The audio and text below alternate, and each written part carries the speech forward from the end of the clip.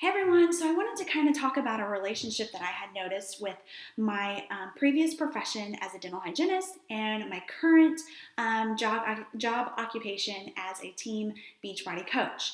And something that I had noticed is you got to think like when you are in school, you are given all this information, right? And it's like you have to take a board exam on it and you regurgitate it all, and then all of a sudden you're thrown out into the real world and into a dental practice, and all of a sudden you have to learn how to communicate with people, right?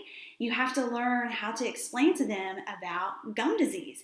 You have to ask them some pretty difficult things. You have to sometimes ask them or educate them of why instead of needing a regular prophylaxis, they may actually need scaling and root planing. And for some people, that could cost them well over $1,000. So where do we fill in that gap? When we first got out of school, think about how nervous we were about talking to them, about filling in that gap, and trying to educate them on the importance of needing that different type of cleaning, okay, needing that scaling or root cleaning to actually treat their gum disease, that health condition going on in their mouth. And we were scared, right? We lacked confidence. Maybe sometimes you even let people pass and go ahead and say, okay, yeah, you have some 5s and 6s, but we'll see how it is, and we'll watch it, and we'll check next time and see if your numbers change any then. And you go ahead and do a regular cleaning, a prophylaxis, right? Because our confidence isn't there. We're scared. We're scared to tell them that they have something going on in their mouth. We're scared to tell them that they're going to have to end up paying more. We're scared to tell them, make additional recommendations, like maybe offering up a Sonicare toothbrush because we know it costs $100, or offering up doing a Reston or any kind of antibiotic because it costs additional money. And so we're super nervous at first, and we lack confidence, right?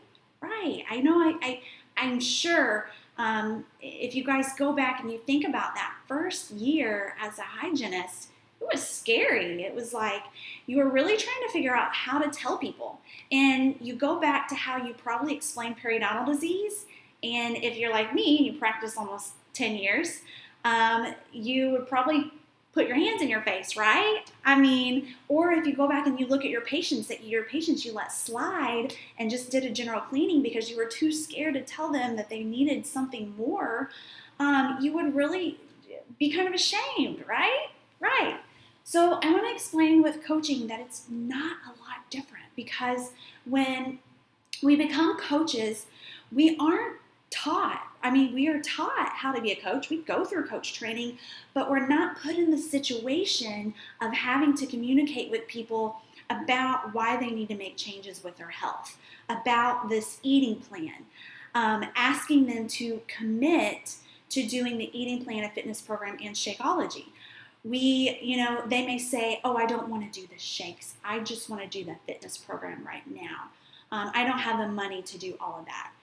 Think about when we were back in the day in hygiene, when people would tell us that all the time. Well, I don't really have the money to do that scaling or root planing thing you said I need. I just want a regular cleaning. Just give me a regular cleaning. And you know what that told me? I didn't do my job to educate them enough. I missed the ball somewhere.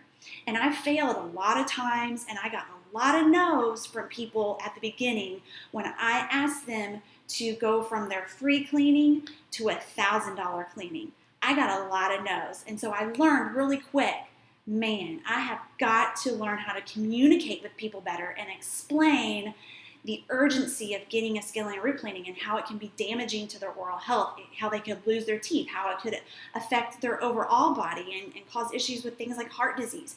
I really needed to educate myself in order to communicate that better with people.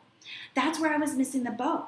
We were taught all this stuff in school, just like as a coach. You're taught all this stuff in training, but until you learn and make some failures and figure out what is the right way to talk to people and to communicate with them, then you aren't going to get as many yeses, okay?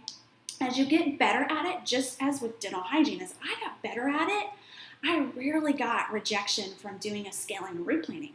And then when I got really good at it, I started adding in things that I knew they needed. A Sonicare toothbrush. They needed, if they wanted better results and maximize results, they needed to be using a Reston. They needed to be placing an antibiotic underneath of that tissue. And I took baby steps.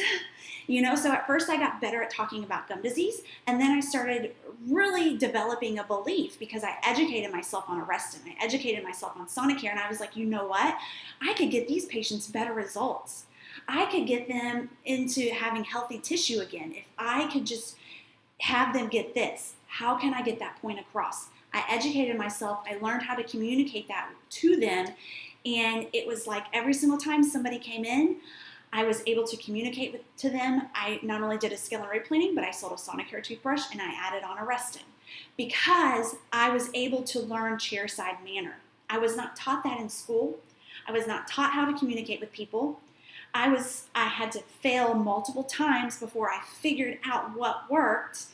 And once I got to that point, I had little to no rejection. Did I still have rejection? Yes. Yes, I did. Did I still have the excuse of money? Yes, I did. But did I always play it back on their health? I did. I did. And I made sure that they understood that what was going on in their body affected everything. It wasn't just their mouth. And it could be the loss of a tooth. Oh my gosh. Like I really was pretty dramatic about that and told them that I really was concerned about their oral health and how it affected their whole entire body. And I was very serious about it. And it's the same thing with coaching, guys. Like we have to fail, figure out how we can communicate with people, get past those objections until we get those objections very little. You will still get objections. I still get objections 2.5 years into coaching. I still get objections. I still got objections with dental hygiene almost 10 years into dental hygiene because there is still going to be those people that you're not going to get across to. Or they're not ready, they're not listening, or maybe it really is an issue with money and they don't have the money for it then. I don't know how many patients it really was an issue with money, but they knew they needed it done. And they said, you know what, when I come back, I'm going to come back in 3 months and I'm going to afford this. I'm going to save up, I'm going to budget each month. And they came back and they got it done. And it's the same thing with coaching. That people may tell me, I can't afford to do it this month, but I'm going to budget for it and I'm going to do it next month. And so that's what I get more with the excuse with money, is I have people telling me that they're going to budget for it.